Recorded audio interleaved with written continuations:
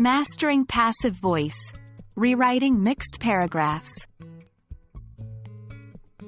Hello, English learners. Welcome back to our comprehensive guide on intermediate grammar. Today, we'll be tackling an important topic: rewriting paragraphs with a mix of active and passive voice. Many learners struggle with the passive voice, and it's common to misuse it. But don't worry, we'll help you avoid and correct these common mistakes through some focused practice. Before we jump into exercises, let's quickly revisit what passive voice is. In a passive sentence, the subject undergoes the action instead of performing it. For example, instead of saying, "John painted the wall," active, we say, "The wall was painted by John," passive. Now that we have refreshed our memory, let's work on identifying the passive voice in a mix of sentences. It's crucial to spot them before we can correct them. A passive sentence typically has a form of the verb, to be, is, was, were, etc., and a past participle.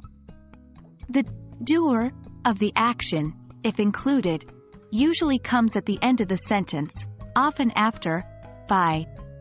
For instance, in the sentence, "The cake was eaten by the children," the cake is the subject, was eaten is the verb in passive voice, and the children is the agent. Let's start with the main exercise.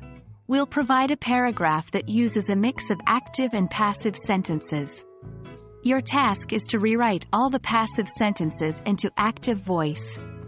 It's not always wrong to use passive voice, but this exercise will give you a solid understanding of its structure and uses. Here's an example. Original. The dog was walked by Sarah. The park was full of people. The ball was thrown, and it was caught by the dog. Rewrite. Sarah walked the dog. People filled the park.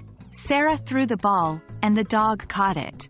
Remember, the aim here is to ensure that the subject is doing the action. Now it's your turn.